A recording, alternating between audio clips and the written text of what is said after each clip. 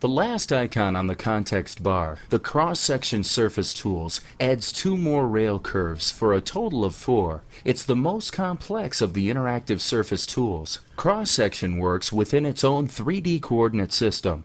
It creates a bounding cube and samples the location of points on the profile curve to determine where its 4 rail curves will be created. Because it's based upon quartering the curve, it works best with closed, uniformly shaped profiles. Notice that on this open elongated curve, the rail curves favor one end. The bi-rail tool is a better choice for this curve.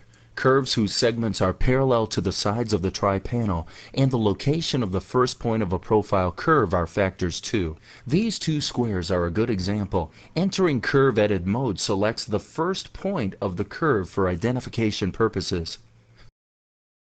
Note the placement of rail curves on both of these squares. This one has rail curves placed away from the corners. The next one has them very close. Its sides aren't parallel to the panels, and its start point is in a different place. This is helpful to know for appropriate use of the cross-section tool and to troubleshoot possibly surprising results. Here you can see that using the cross-section tool is more similar to the rail tool than the bi-rail tool. Instead of moving and rotating the rail curves, we're using the object selector or object tools on the profile curve. Moving the profile curve moves the projection curves. Rotate and scale of the profile changes the shape of the object. Use the left and right arrow keys to quickly cycle through the curves in any tri-panel and work within a top view to position rail curve control points accurately. As always, click drag outside of the tri-panel to avoid selecting the profile curve while in top view.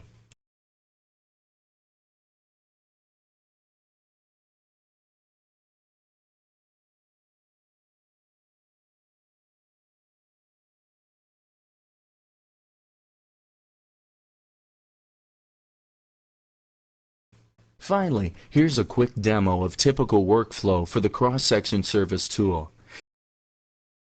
We're using the curve edit tools to shape each quarter's rail curve, working in perspective view.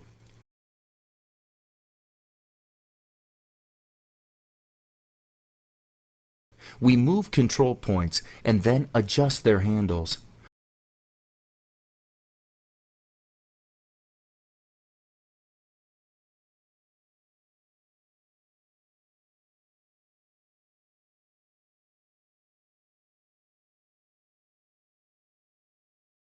The bottom points can sometimes be touchy to pick. You'll find that placing the point of the arrow slightly above them helps.